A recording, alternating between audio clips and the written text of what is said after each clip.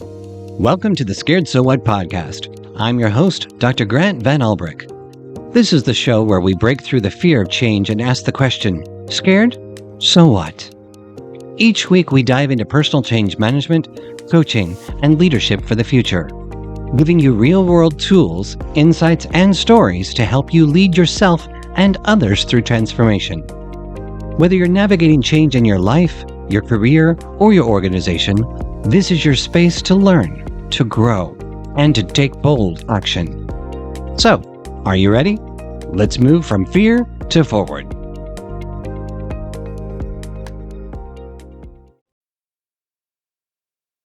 Hello, everyone, and welcome to the Scared So What podcast. Again, I'm Dr. Grant Van Ulbrich, and I'm your host. It is a beautiful morning here in London, England, and the sun is out. There's not a cloud in the sky. The wind is brisk and blowing, and it's just a beautiful day. So I'm going to enjoy this day as soon as I stop to share with you for a few moments, and I hope you'll be able to enjoy your weekend as well too, and the rest of your week. Here on the Scared So What podcast, we're talking about Scared So What. And what is that? It is the world's first personal change management model. And think about that for a moment. The first personal change model. That's right. So if you think about it, organizational change has been around for nearly a century. And the reason why so much organizational change doesn't happen in the way we would really wish it would is because we don't focus on you. You are the missing link. And that's what all of my work has been about, is to try to uncover how can we help people to manage personal change for themselves. And that is where Scared So What was born. So even though the word scared insinuates that it's all about fear, in a way it is. This is where it was born from. At the heart of fear, this true fear of change is called metathesophobia. That's a big word to say. So I actually wanted to break that down into everyday speak for people to understand and be able to embrace and recognize. And that is scared. And you know what? In positive change, we can also be scared. A little anxiety, a little stress, right? You can recognize that because think of a good change, like getting a new job or getting a promotion or getting a new house or moving to a new city. Those are all exciting opportunities, maybe even getting married, right?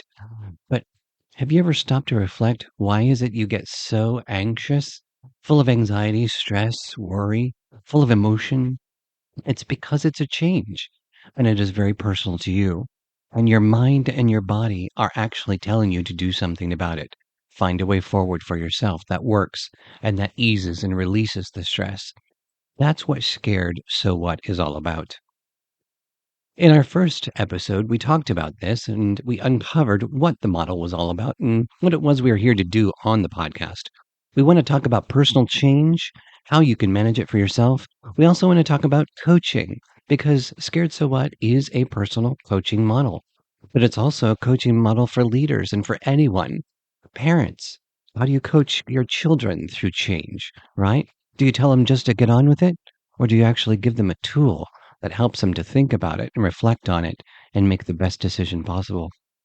Coaching is incredibly important, and it actually is the transfer of ownership, and we'll uncover that as we continue forward. But here on the podcast show, we're also going to talk about leadership and what is the importance of leadership for yourself, whether it's at your organization or whether it's in your family or wherever you are, whatever you're doing. You and yourself in your own right are a leader. How do you lead? And what is your way of leading? So we'll talk about all these things here on the podcast show over the course of series. And again, if you haven't tuned into episode 2, we've got a great guest list coming up. So you want to make sure you follow along. We've got some great world leaders that are going to be on the show, and I cannot wait to actually share their experiences with you. So, what is today's episode about? Today's episode is So What? You've been able to reflect on change with Scared. Scared is the process of the model where we talk about our feelings. And that's critically important, right? Because we all have them. Each and every one of you have feelings. You do. Whether you embrace them or not, that's a different story, and that's up to you. And hopefully, through these conversations, we can actually empower you to start embracing your feelings just a little bit more. And you can start to see that you actually do have the ability to manage and control change as it happens to you, with you, for you, or anywhere about you. Okay? And that's a good one. What is the definition of personal change? It's just as I shared with you. Organizational change is about the organization. It is the need to transform something within the organization. Think like org structure changes or reorganization, or think about a new campaign or a new adventure that's happening within an organization. We also see all different kinds of negative change that happens at work as well too. Mass layoffs. That's a big one, and that's constant, isn't it? And that actually is organizational change in process, but it becomes personal when it's about you, right? So personal change is any type of change that happens to you, for you, with you, or about you. Do you notice the difference there? Personal change is all about you. And how do you manage that? How can you manage that for yourself? We haven't been taught how to manage personal change for ourselves, not in school, not in university, not in churches or synagogues or places of worship. And most of our families and our colleagues around the world haven't been taught how to manage personal change for themselves either, because the focus has been dominated by organizations. So again, you do have the power and the ability to start managing change for yourself. And this is why I've created Scared So What? So that you can reflect on your feelings, make an informed decision, and get out of assumption. That's what we want to do. The whole purpose of Scared is to invite you into critical reflection. And once you've done that, if you follow organizational change, they will say that the process is done. They've gone through their process. The consultants have been into the organization. They've done their successes, and they've sent their final invoices, and everything is finished, right? The change is implemented. Do you believe that? Neither do I. And actually, I know it's just not true. Because as human beings, we do not just cut off change as instantly as an organization might. For human beings, we learn and we think in a chaotic manner. Sometimes we're happy, sometimes we're sad, sometimes all in the very same moments, and including we can be angry and mad, right? So we also reflect back. We also carry a lot of baggage and we carry history with us.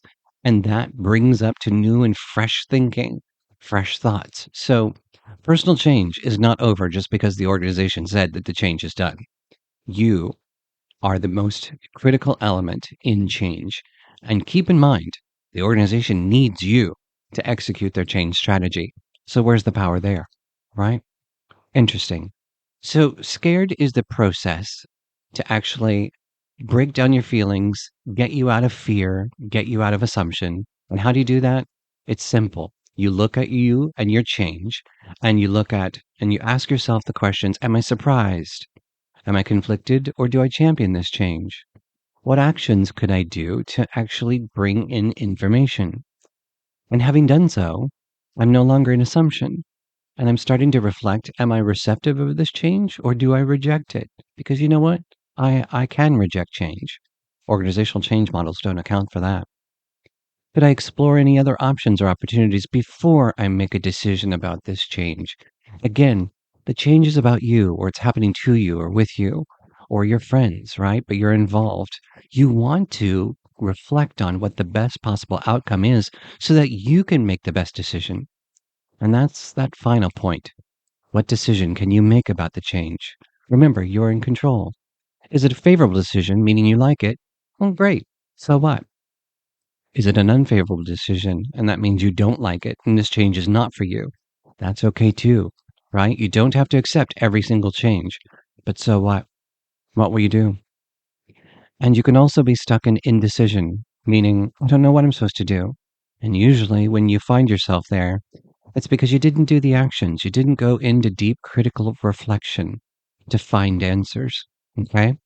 And once you do that, once you start to take the power, once you start to reflect on what are the options and opportunities, what actions could you do, if you then reprocess yourself and rethink it through, you can make a decision either way about the change and how you want it to be managed. Okay?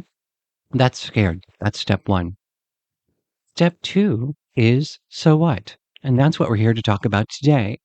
So in business, if you have a job, if you work, or even if you work at home, right? We have single mothers and single fathers, right? They work at home. That's a full-time job as well too, and it comes with great responsibility, right?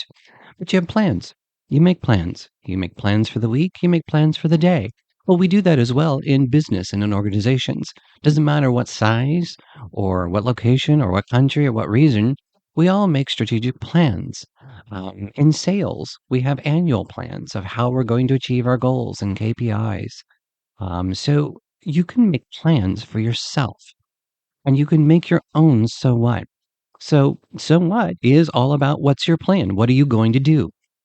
And at the center, as you've already made a decision about your change, you now need to critically reflect, all right, what am I going to do about my change? And how am I going to make it work for the way that I want, not the way somebody else wants? Again, this is you managing your own change scenarios. So at the center is you and your plan. You've got to be locked in together. It's yours. It's synonymous with you. At the top of the model, what we do is we say, all right, well, what's my strategy? And another word for strategy is plan, right? So keep it simple. What's my plan? So, what are the elements that I need to include in my strategy or plan? The O is for options. Do I have any other options or opportunities that I can include into this plan? And that's critically important because that's about reflection. And it's also about inviting conversation. You could ask people, you could do research, you could read a book, you could do ask AI, chat GPT, or whatever your favorite AI usage interface is. But get information. What other options can you consider to make your plan the best that it possibly can be? And once you've done that work, then you need to reflect, do I have a way forward? This is the W, way forward, right? And you need to reflect on that and think, does this plan look like it has legs? Right. Meaning, can I get up and walk with it? Can I actually do this? If you don't, take the time to stop there, right? We always have enough time to do things over and over again. But it is so odd to me how we never have enough time to do it right the first time. Do you hear me? That can resonate with so many people. So, what I want to do is if you do not see that your plan is going to work, then don't just barge forward.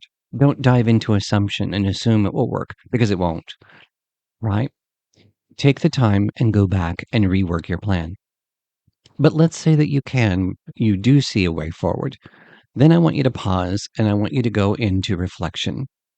I want you to think, do I have hope or do I know how my plan is going to work? Now, a lot of people say, hope, Grant, that's kind of fluffy, especially the guys. I get it. I get it. I was in the Navy. I understand. Hardcore masculine, or, we've got to not show our feelings, etc. But you know what? You still have them. Whether you want to show them or not, you have feelings. And hope is a powerful psychological motivator. It's intuitive to the way our brains work.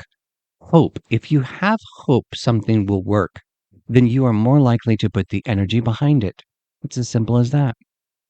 If you have no hope that it will work, well, guess what? It's not going anywhere, and you're not going to do it. Does that make sense? It does, doesn't it? We can reflect on that and understand that.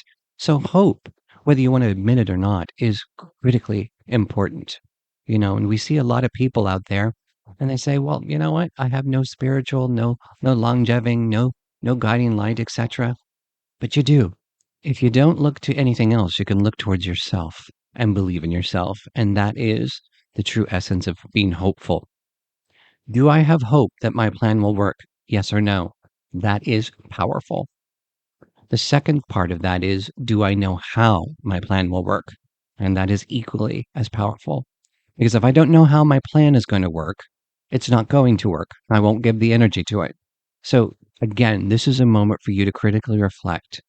If you don't see a way forward, or if you don't see that you have hope or know how you're going to do it, you need to go back and actually rework your plan, right?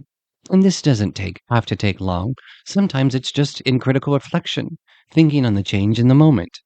Other times, you might use the Scared So What app and actually build your plan digitally in the palm of your hand. And you can do that and keep reminding that that's free. You can download that on the Apple Store or the Android Store as well too. It's the Orange app. It's free for you to use for individuals. If I do have hope and I know how I'm going to execute my plan, then I've actually got to have a strategy to make it work, right? So, what actions will I take to execute my plan? What are they? What do I need to do? You need to know that. Do I need to make phone calls? Do I need to visit with people?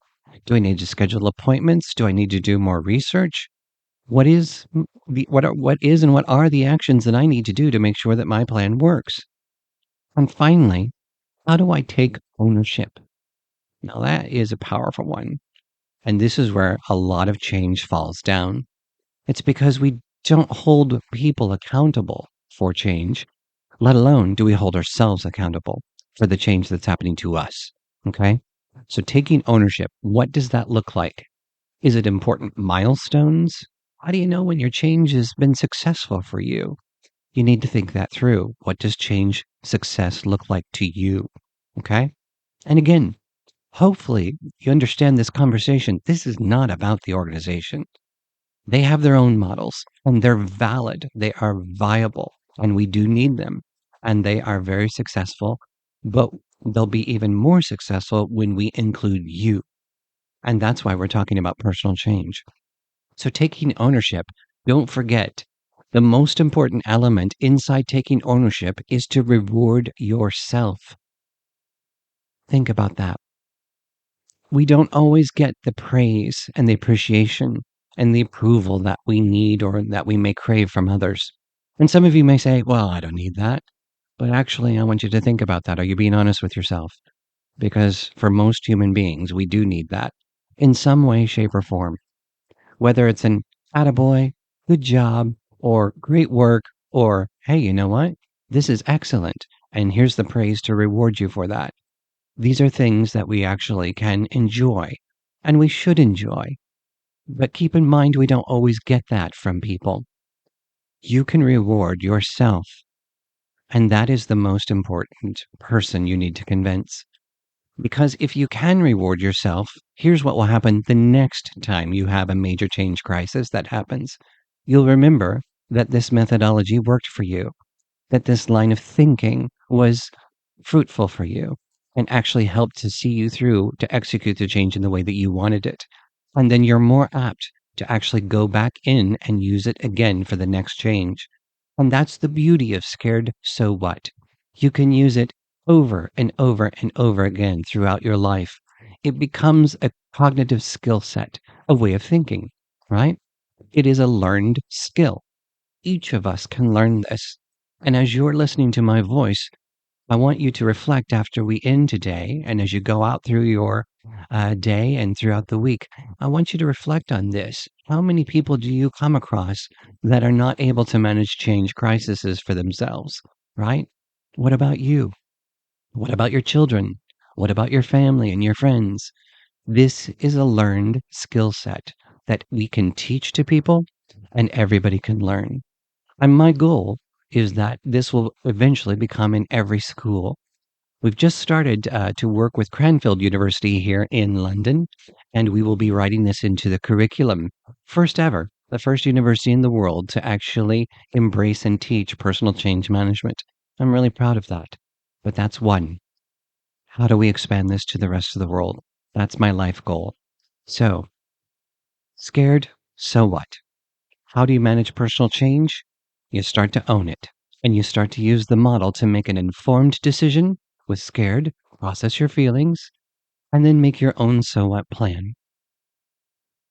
I hope you find this useful. Again, tune in next week where we'll be talking about more exciting things to where we can help each of you about personal change, coaching, and leadership. Tune in and watch our episode shows because we've got great guest speakers coming down the road, and I can't wait to share with you. If you've liked this, please give us a like and follow along. Again, I'm Dr. Grant. I hope you have a blessed day, and we'll see you soon. Thanks for joining us here on the Scared So What podcast. I'm your host, Dr. Grant Van Ulbrich. If you found any of this information insightful, well, give us a like and follow along. Make sure that you tune in each week for more episodes as we talk further about what is personal change, how do you manage it with Scared So what about coaching, and also leadership, and how all three of these tie together. If you'd like to learn more, then go to our website at www.scaredsowhat.com. Thanks so much for listening, and I hope that you come back soon.